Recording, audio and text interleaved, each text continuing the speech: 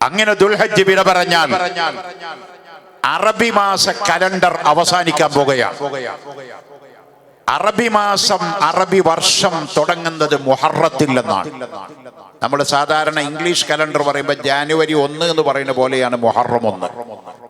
ഹിജറ കലണ്ടറിന്റെ തുടക്കമായ മുഹറം 1 ഒരു വർഷം സമാപിക്കാൻ വേണ്ടി പോകുന്ന വർഷത്തിന്റെ അവസാനമാണ്. അതിലേക്ക് അടുത്തുകൊണ്ടിരിക്കുകയാണ്. ഈ ദുൽഹജ്ജ് മാസത്തിന്റെ പ്രത്യേകത എന്താണെന്ന് മനുഷ്യരാശിയെ പറഞ്ഞറിയിക്കാതെ തന്നെ കക്ഷി രാഷ്ട്രീയ ജാതി മത വ്യത്യാസ ദേശഭേദമന്യേ എല്ലാവർക്കും അറിയാം. മുസ്ലിങ്ങൾക്ക് ഹജ്ജിന്റെ മാസമാണ് ദുൽഹജ്ജ്. ബലിപെരുന്നാൾ, വലിയ പെരുന്നാൾ എന്ന് പറയുന്ന ബലിപെരുന്നാൾ, ഈദുൽ അദ്ഹ, ഉദ്ഹിയ്യത്തിന്റെ മാസമാണ്, ഹജ്ജിന്റെ മാസമാണ്. എന്താണ് ഹജ്ജിലൂടെ നമ്മെ പഠിപ്പിക്കുന്നത് പ്രിയപ്പെട്ടവരെ? ഹജ്ജിന് പോയ ആളുകൾ, ഒട്ടുമിക്ക ആളുകളും നാട്ടിൽ തിരിച്ചെത്തിക്കഴിഞ്ഞു.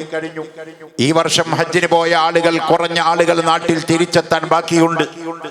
അൽഹംദുലില്ലാഹ്, കാര്യമായ പ്രശ്നങ്ങളൊന്നും കൂടാതെ അവർക്കൊക്കെ സുഗമമായി ഹജ്ജ് പ്രവർത്തിക്കാൻ സൗദി ഗവൺമെന്റ് എല്ലാവിധ സൗകര്യങ്ങളും ചെയ്തു കൊടുത്തു.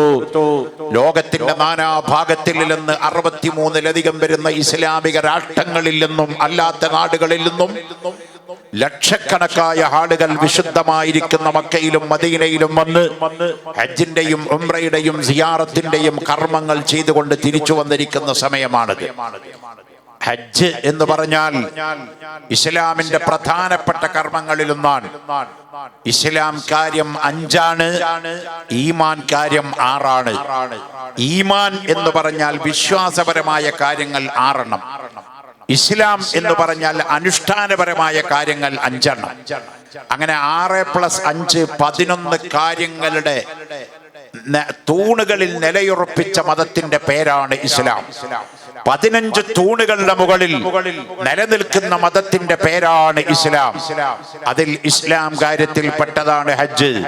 ബുനിയൽ ഇസ്ലാമു അലാ ഖംസിൻ ഷഹാദത്തു അല്ലാ ഇലാഹ ഇല്ലല്ലാഹ് വ അന്ന മുഹമ്മദുർ റസൂലുള്ളാഹ് ഇഖാമുസ് സ്വലാത്ത് വ ഈതാഉസ് സകാത്ത് വ സൗമു റമളാൻ വ തഹജ്ജുൽ ബൈത്തി മൻ ഇസ്തതാഅ ഇലൈഹി സബീലാ. ഇസ്ലാം കാര്യത്തിന്റെ 5ാമത്തെ കാര്യത്തിൽപ്പെട്ട കർമ്മമാണ് ഹജ്ജ്. ആരൊക്കെയാണ് ഹജ്ജ് ചെയ്യേണ്ടത്? മനിസ്തതാഅ ഇലൈഹി സബീലാ. ആ ഹജ്ജിലേക്ക് സാമ്പത്തികമായും ശാരീരികമായും യാത്രാപരമായും കഴിവുള്ള പ്രായപൂർത്തിയായ ബുദ്ധിയുള്ള മുസ്ലിമീങ്ങളായ ആണ് പെണ്ണുങ്ങൾക്ക് ഹജ്ജ് ചെയ്യൽ നിർബന്ധമാണ്. ഞാനതിന്റെ വിശദീകരണങ്ങളിലേക്ക് ഇപ്പൊ കടക്കുന്നില്ല. ആർക്കാണ് ഹജ്ജ് വാജിബാകുന്നത്? എത്ര സമ്പത്ത് വേണം? ഏതൊക്കെ സൗകര്യങ്ങൾ വേണം? എന്തൊക്കെ ഫെസിലിറ്റീസ് ഉള്ളവനെ ഹജ്ജ് വാജിബുള്ളൂ? ആ കാര്യങ്ങളൊക്കെ വിശദമായി ചർച്ച ചെയ്യപ്പെടേണ്ട മസാലകളാണ്. അതിലേക്ക് ഇപ്പോൾ കടക്കുന്നില്ല. ഇപ്പൊ നമ്മുടെ കണ്ടന്റ് വിഷയത്തിന്റെ കാതൽ മാത്രം പറയുകയാണ്. ആ ഹജ്ജ് ഇസ്ലാമിന്റെ 5 സ്തംഭങ്ങളിൽ ഒന്നാണ്. ആ ഹജ്ജിന്റെ പ്രത്യേകത എന്താണ്? ഹജ്ജിന്റെ ഏറ്റവും വലിയ പ്രവർത്തനം ഏതാണ്? അറഫയിൽ നിൽക്കലാണ്. നബി സല്ലല്ലാഹു അലൈഹി വസല്ലമ തങ്ങൾ പറഞ്ഞു, അൽ ഹജ്ജു അറഫ. അറഫയിൽ നിൽക്കലാണ് ഹജ്ജ്. ഹജ്ജിന്റെ വേറെ ഏത് പ്രവർത്തനം ഒഴിഞ്ഞു പോയാലും അതിന് ഫിദിയ കൊടുത്ത് പരിഹരിച്ചുകൊണ്ട് ഹാജിക്ക് ഹാജിയാവാം. പക്ഷേ ഏത് അവസ്ഥയിലായാലും ഹജ്ജിന്റെ കർമ്മങ്ങളിൽ വിശുദ്ധമായ അറഫയിൽ നിൽക്കുക എന്നുള്ള ആ പർട്ടിക്കുലർ സമയത്ത്, ആ സ്ഥലത്ത് ഒരു സെക്കൻഡ് സമയമെങ്കിലും ഹാജരാകാൻ പറ്റാത്തവന് ആ വർഷത്തെ ഹാജിയുടെ ലിസ്റ്റിൽ പെടൂല. അപ്പൊ അറഫയിൽ നിൽക്കലാണ് ഹജ്ജ്. അറഫ എന്ന് പറഞ്ഞാൽ കണ്ണെത്താ ദൂരത്തേക്ക് നീണ്ടുകിടക്കുന്ന പ്രവിശാലമായൊരു മൈതാനമാണ് അറഫ. ആ വാചകത്തിന്റെ അർത്ഥം എന്താണ്? അറിഞ്ഞു. എന്താണ് അറഫയിൽ നിൽക്കുന്നതിന്റെ പിന്നിലുള്ള ചരിത്രം? ഹജ്ജിന്റെ എല്ലാ പ്രവർത്തനങ്ങളും, ഉംറയുടെ എല്ലാ പ്രവർത്തനങ്ങളും അല്ലാഹു തആല ബഹുമാനിച്ച മഹാന്മാരെ ബഹുമാനിക്കാൻ അല്ലാഹ് പഠിപ്പിക്കുകയാണ്.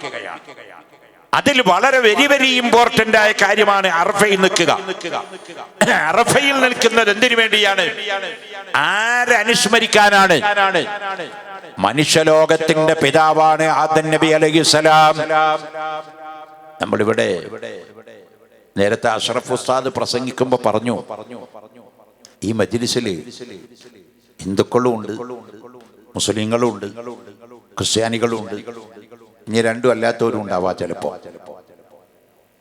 പക്ഷേ ഇതിൻ്റെയൊക്കെ അപ്പുറത്ത് നമ്മളെ പറ്റി ഇസ്ലാം മതം നമ്മളോട് പറഞ്ഞത്, ഇവിടെയുള്ള ഹിന്ദു ആയാലും മുസ്ലിം ആയാലും ഇനി ട്രംപ് ആയാലും നെതന്യാഹു ആയാലും വ്ളാദിമിർ പുടിനായാലും നരേന്ദ്രമോദിജി ആയാലും കേരളത്തിന്റെ മുഖ്യമന്ത്രി വി ഡി സതീശനായാലും പ്രതിപക്ഷ നേതാവ് പിണറായി വിജയനായാലും നമ്മളൊക്കെ ഒരു ബാപ്പാടി ഉമ്മാടി മക്കളാ കേട്ടോ. യാ അയ്യുഹന്നാസ്, ഓ മനുഷ്യരെ, ഇന്നാ ഖലഖനാകും മിൻ ദക്കരിൻ വ ഉൻസാ, നിങ്ങളെ ഞാൻ ഒരു ആണിൽ നിന്നും ഒരു പെണ്ണിൽ നിന്നുമാണ് പടച്ചത്. നമ്മുടെ എല്ലാവരുടെയും വാപ്പന്റെ വാപ്പന്റെ വാപ്പന്റെ വാപ്പന്റെ വാപ്പന്റെ പേരാണ് അബൂനാ അബുൽ ബഷർ ആദം നബി അലൈഹിസ്സലാം. ആദം നബിയുടെ വാപ്പാരാ? ആദം നബിക്ക് വാപ്പില്ല. ആദം നബിനെ പിന്നെ എങ്ങനെ ഉണ്ടാക്കിയത്? നുതുഫത്തുന്നല്ല, ബീജത്തുന്നല്ല ആദം നബിനെ ഉണ്ടാക്കിയത്. ആദം നബിനെ ഒരു പിടി മണ്ണിൽ നിന്നാണ് പടച്ചത്. അള്ളാഹുവിനെ സൃഷ്ടിക്കാൻ അവൻ ഇഷ്ടമല്ലേ എന്നൊക്കെ എന്തുണ്ടാക്കാൻ അള്ളാഹുവിന്റെ കഴിവ് നമുക്ക് നിർവചിക്കാൻ പറ്റാത്തതിന്റെ അപ്പുറത്താണ്. ഒരു പിടി മണ്ണിൽ നിന്നാണ് ആദം നബി അലൈഹിസ്സലാമിനെ അല്ലാഹു തആല പടച്ചത്. അതുകൊണ്ടാണ് ഖുർആൻ പറഞ്ഞത്, മിൻഹാ ഖലഖനാകും വഫീഹാ നുഈദുകും വമിൻഹാ നുഖ്രിജുകും താറത്തൻ ഉഖറാ. ഈ മണ്ണിൽ നിന്നാണ് നിങ്ങളെ പടച്ചത്, ഈ മണ്ണിലേക്കാണ് നിങ്ങളെ മടക്കുന്നത്. ഇനിയൊരു വേള ഈ മണ്ണിൽ നിന്ന് രണ്ടാമതും നിങ്ങളെ ഞാൻ പുനർജീവിപ്പിക്കുന്ന ദിവസം വരാനുണ്ട്. പ്രിയപ്പെട്ടവരെ, അപ്പൊ ആദം നബി അലൈഹിസ്സലാമിനെ അല്ലാഹു ഒരുപടി മണ്ണിൽ നിന്നാണ് പടച്ചത്. അതുകൊണ്ട് ആദം നബിയുടെ വാപ്പാര എന്ന ചോദ്യത്തിന് പ്രസക്തിയില്ല. ആദം നബിക്ക് ബാപ്പിയില്ല, ഉമ്മയില്ല. ആദം നബി അലൈഹിസ്സലാമിനെ അല്ലാഹു നേരെ പഠിച്ചു. ആദം നബിയുടെ വലത്തെ വാരിയിൽ നിന്ന് ഒരു വാരിയല് ഊരിയിട്ട് അതിൽ നിന്നാണ് മനുഷ്യലോകത്തിന്റെ മുഴുവൻ ഉമ്മച്ചിയായ ഹവ്വാ ബീവി റളിയല്ലാഹു അൻഹയെ പഠിച്ചത്. അപ്പൊ നമ്മളൊക്കെ ഹിന്ദു ആയാലും മുസ്ലിം ആയാലും ക്രിസ്ത്യാനായാലും നായരായാലും ചെറുവനായാലും പുലയനായാലും മുസ്ലിമായാലും ജോസഫായാലും ആമിനായാലും നബീസായാലും ത്രേസ്യാമ്മയായാലും ശോഭ ചേച്ചി ആയാലും എല്ലാം ഒരു ബാപ്പാടി ഉമ്മാടി മക്കളാണ്. യാ അയ്യുഹന്നാസ് ഇന്നാ ഖലഖനാകും മിൻ ദക്കരിൻ വ ഉൻസാ. ഓ മനുഷ്യരെ, നിങ്ങളൊരു മാതാവിന്റെയും പിതാവിന്റെയും മക്കളാണ് നിങ്ങളൊക്കെ. വജഅൽനാകും ശുഊബൻ വഖബായിൽ, നിങ്ങളെ ചില ഗോത്രങ്ങളും വിഭാഗങ്ങളുമാക്കി മാറ്റിയത് എന്തിനാണെന്നറിയോ? ലിതആറഫു, നിങ്ങൾ തിരിച്ചറിയാൻ വേണ്ടി മാത്രമാണ്. ഇന്ന അക്രമക്കും, നിങ്ങളിൽ നിന്ന് ഏറ്റവും ഉത്കൃഷ്ടൻ ഇൻദല്ലാഹി, അല്ലാഹുവിന്റെ അടുക്കൽ, അത്ഖാക്കും, നിങ്ങളിൽ നിന്ന് അല്ലാഹുവിനെ ഭയക്കുന്നവനാണ്, സൂക്ഷിക്കുന്നവനാണ്. കേട്ടോ, ഞാനിത് പറയാനുള്ള കാരണം, നമ്മുടെയൊക്കെ മനുഷ്യവർഗത്തിന്റെ പിതാവായ ആദം നബി അലൈഹിസ്സലാം, മനുഷ്യവർഗത്തിന്റെ ഉമ്മയായ ബീബി ഹവ്വാ റളിയല്ലാഹു അൻഹാ, രണ്ടാളെ അല്ലാഹു തആല കൊണ്ടുപോയി ആക്കിയത് ആദ്യം എവിടെ? സ്വർഗത്തിലാണ്. നമ്മുടെ ബാപ്പയും സ്വർഗത്തിൽ ഇങ്ങനെ സുഖമായി ജീവിക്കായിരുന്നു, ആടിച്ച് പൊളിച്ച്. മോനെ ഇങ്ങോട്ടൊക്കെ, സ്വർഗത്തിൽ പോലീസ് സ്റ്റേഷനില്ല, സ്വർഗത്തില് മരിക്കലില്ല, സ്വർഗത്തില് വയസ്സാവലില്ല, സ്വർഗത്തില് കോടതിയില്ല, സ്വർഗത്തില് മൂത്രമൊഴിക്കലുമില്ല, അപ്പിടലുമില്ല. കേട്ടോ, ആ സ്വർഗത്തില് എപ്പോഴും ഹാപ്പി ഹാപ്പി ഹാപ്പി ഹാപ്പി, ദുഃഖമില്ല, വിഷമല്ല, പ്രയാസമില്ല. ആ സ്വർഗത്തിൽ ഇങ്ങനെ അടിച്ച് പൊളിച്ച് നടക്കായിരുന്നു ആദം നബി ഹവ്വാ ബീവിയും കൂടി. അല്ലാഹു തആല ആദം നബിയോടും ഹവ്വാ ബീവിയോടും പറഞ്ഞു, എല്ലാ സുഖവും മധുവും മധുരക്കനിയൊക്കെ ഭുജിക്കുക നീയെ, അക്കാണും ഷജറിൽ നിന്ന് പറിക്കരുതാക്കനിയെ, അപകടത്തിന്റെ പെരുവഴിയാം ഖല്ലാഖിന്റെ തിരുമൊഴിയാം. വലാ തഖറബാ ഹാദിഹി ഷജറത ഫതകൂനാ മിനൽ ളാലിമീൻ. ആദം നബിയോടും ഹവ്വാ ബീവിനോടും അല്ലാഹു പറഞ്ഞു, സ്വർഗത്തിൽ നിങ്ങൾ അടിച്ചോളൂ, പൊളിച്ചോളൂ, തിന്നോളൂ, കുടിച്ചോളൂ, ഉറങ്ങിക്കോളൂ, എന്തു ആയിക്കോളൂ. ആ കാണുന്ന ഒരു മരമുണ്ടല്ലോ, ആ മരത്തിലേക്ക് നിങ്ങൾ അടുക്കതിന്റെ കായ തിന്നരുത്, ഭക്ഷിക്കരുത്. തിന്നാൽ ആ സമയത്ത് തന്നെ നിങ്ങൾക്ക് സ്വർഗത്തുനിന്ന് പുറത്തു പോകേണ്ടി വരും. അല്ലാഹു തആല പറഞ്ഞു, പക്ഷേ ഫഅദല്ലഹുമ ശൈത്താൻ, ഇബ്ലീസ് ലഅനത്തുല്ലാഹി അലൈഹി അവിടെ ചെന്നിട്ട് അവരെ വഴിപിഴപ്പിക്കാൻ വേണ്ടി പലതും പറഞ്ഞ് ചാക്കിലാക്കി സോപ്പിട്ട് കുപ്പിയിലാക്കിയിട്ട് അതിൽ നിന്നൊരു പഴം പറിച്ചിട്ട് ഒരു കഷ്ണം ആദം നബിയുടെ വായിൽ വെച്ചു കൊടുത്തു. ഹവ്വ റളിയല്ലാഹു അൻഹാ വലിയ കഷ്ണം ഹവ്വ ബീബി വിഴുങ്ങി, ചെറിയ കഷ്ണം ആദം നബിയും വിഴുങ്ങി. രണ്ടാളുടെയും വയറിലേക്ക് ഈ ഭക്ഷ്യവസ്തു ഇറങ്ങിപ്പോയാൽ ആ പഴം കടിച്ചാലുള്ള കുഴപ്പമെന്താണെന്നറിയോ? ആ പഴം കഴിച്ചാൽ സ്വർഗത്തിൽ മൂത്രമൊഴിക്കേണ്ടി വരും, ആ പഴം കഴിച്ചാൽ സ്വർഗത്തിൽ കാഷ്ടിക്കേണ്ടി വരും. അത് രണ്ടിനും പറ്റിയ ലോകമല്ല സ്വർഗം. ആ പഴം കഴിച്ചാൽ വസ്ത്രം എടുക്കേണ്ടി വരും. സ്വർഗത്തിൽ നമ്മുടെ വസ്ത്രം ഈ കാണുന്ന ഷർട്ടും കുപ്പായും കന്തൂരും പാന്റും ഷർട്ടും ഒന്നല്ലട്ടോ. സ്വർഗത്തിൽ നമ്മുടെ വസ്ത്രം ഈ കാണുന്ന നഖങ്ങളായിരുന്നു. നഖം ശരീരത്തിൽ മൊത്തം മൂടപ്പെട്ടതായിരുന്നു. ഈ ഭക്ഷണം കഴിച്ചപ്പോഴാണ് നമ്മുടെ ശരീരം മതാനഗ്നമായി പോയി.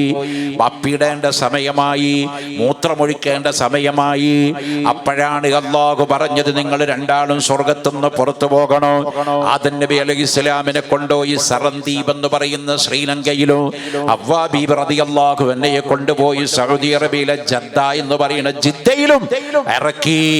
രണ്ടാളും വർഷങ്ങളോളം കാണാതെ പിരിഞ്ഞു നടന്ന് ഒറ്റയ്ക്ക് ഈ ലോകത്തുനിന്ന് നടന്ന് അവർ ദുആഇറന്നു, റബ്ബനാ ളലംനാ അൻഫുസനാ വഇല്ലം തഗ്ഫിർ ലനാ വതർഹംനാ ലനകൂനന്ന മിനൽ ഖാസിരീൻ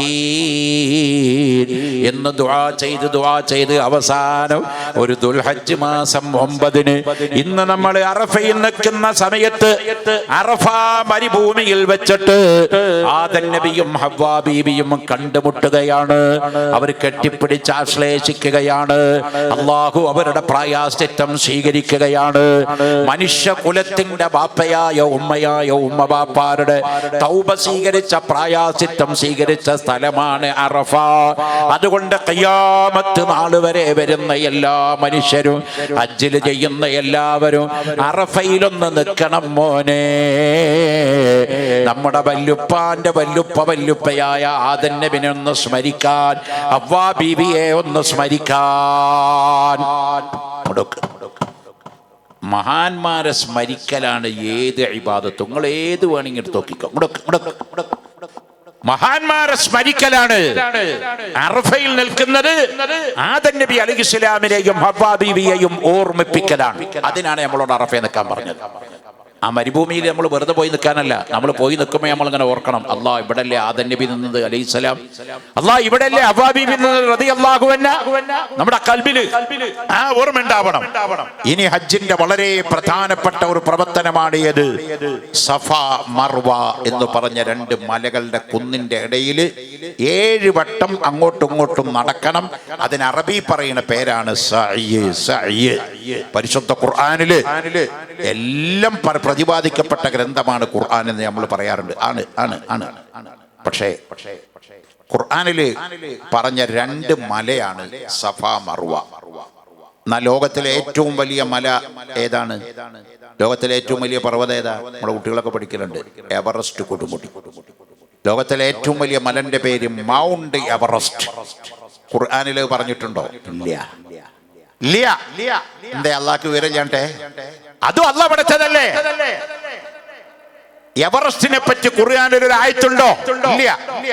പക്ഷേ സഫാ മർവനെ പറ്റി അല്ലാഹ് ഖുർആനിൽ പറഞ്ഞു. എന്താ പറയുന്നത്? ഇന്ന സഫാ വൽ മർവത മിൻ ശആഇരില്ലാഹ്. സഫാ മർവ എന്ന് പറഞ്ഞ 2 കുന്ന് അള്ളാഹുവിന്റെ ദൃഷ്ടാന്തങ്ങളിൽ പെട്ടതാണ്. ആ പറഞ്ഞ അള്ളാഹ്ക്ക് ഇങ്ങനെ പറയാറുന്നില്ലേ, ഇന്നൽ എവറസ്റ്റ് വാബിൽ ഖുബൈസ മിൻ ശആഇരില്ലാഹ്. ഒരു ആയത്താണ്ട് പറയാറുന്നില്ലേ? എന്താ അള്ളാഹ്ക്ക് വിവരം ചെയ്യട്ടെ? അള്ളാഹ്ക്ക് അല്ലെങ്കിൽ ഗ്രാമർ അറിയാട്ടെ? ഇന്നൽ എവറസ്റ്റ് വാബിൽ ഖുബൈസ മിൻ ശആഇരില്ലാഹ് എന്നൊരു ആയത്തില്ലല്ലോ. ഇന്ന സഫാ വൽ മർവത മിൻ ശആഇരില്ലാഹ്. സഫാ മർവ 2 അള്ളാഹുവിന്റെ ദൃഷ്ടാന്താണ്. എന്തേ കാരണം? 4000 ചില്ലാനം കൊല്ലം മുമ്പ് ഖലീലുല്ലാഹി ഇബ്രാഹിം നബി അലൈഹിസ്സലാമും അവിടുത്തെ ഭാര്യയായ പ്രിയപ്പെട്ട ഹാജറ ബീവി റളിയല്ലാഹു അൻഹയും ചെന്നുകൊണ്ട് അല്ലാഹുവിന്റെ പരിശുദ്ധമായ കഅബത്തിൽ ചെന്നുകൊണ്ട് അവിടുത്തെ പ്രിയപ്പെട്ട മകനായ ഇസ്മായിൽ നബി അലൈഹിസ്സലാമിനെയും കൂട്ടിച്ചെന്നുകൊണ്ട് ഹാജറ ബീവിയെയും അതുപോലെ തന്നെ ഇസ്മായിൽ നബി അലൈഹിസ്സലാമിനെയും തനിച്ചാക്കിക്കൊണ്ട് ബഹുമാനപ്പെട്ട ഖലീലുല്ലാഹി ഇബ്രാഹിം നബി അലൈഹിസ്സലാം അവരെ അല്ലാഹുവിന്റെ ഭവനമായ കഅബയിൽ ഏൽപ്പിച്ചു. അള്ളാഹുവിന്റെ ഭവനമായ കഅബയിൽ ഏൽപ്പിച്ചിട്ട് ഇബ്രാഹിം നബി അവരെ മക്കത്ത് ഉപേക്ഷിച്ചു പോരാൻ. അപ്പോ ഒരു തുള്ളി വെള്ളമില്ല, കയ്യിൽ ഭക്ഷണമില്ല, മൊബൈലില്ല, പൈസ ഇല്ല. ഹജറ ബീവി റളിയല്ലാഹു അൻഹ വെള്ളം കിട്ടാതെ നട്ടം കറങ്ങിയപ്പോൾ സഫ എന്ന് പറയുന്ന മല കണ്ടു. അതിന്റെ മുകളിൽ കയറി 4 ഭാഗം നോക്കി വെള്ളമുണ്ടോ ഇല്ല. അവിടെ നിന്ന് ഇറങ്ങി കീപ്പോട്ട് ഇറങ്ങി നടന്നു. കുറച്ച് കഴിഞ്ഞപ്പോ ഓടി പിന്നെ മറുവ എന്ന് പറയുന്ന മലന്റെ മുകളിൽ കയറി. അവിടെയും നോക്കി വെള്ളമുണ്ടോ വെള്ളമില്ല. അങ്ങനെ മറുവയെന്ന് ഇറങ്ങി സഫേ കയറി, സഫേന്ന് മറുവേ കയറി, മറുവേന്ന് ഇറങ്ങി സഫേ കയറി, സഫേന്ന് ഇറങ്ങി മറുവേ കയറി. ഇങ്ങനെ 7 വട്ടം 3.25 കിലോമീറ്റർ ദൂരമുണ്ട് സഫ മറുവന്റെ ഇടയിൽ 7 വട്ടം നടക്കണമെങ്കിൽ. സുഹൃത്തുക്കളെ, അങ്ങനെ ആ മലന്റെ ഇടയിലൂടെ നടക്കുമ്പോഴാണ് പെട്ടെന്ന് അല്ലാഹു സുബ്ഹാനഹു വ തആല വെള്ളം ഉറവ വെട്ടി കൊടുക്കുന്നത്. എവിടെ? ഇസ്മായിൽ എന്ന പ്രിയപ്പെട്ട കുഞ്ഞിനെ കഅബത്തിന്റെ തൊട്ടടുത്ത് കിടത്തിയിട്ടാണ് ഹാജറ ബീവി റളിയല്ലാഹു അൻഹ വെള്ളമഞ്ഞടിച്ചു പോയത്.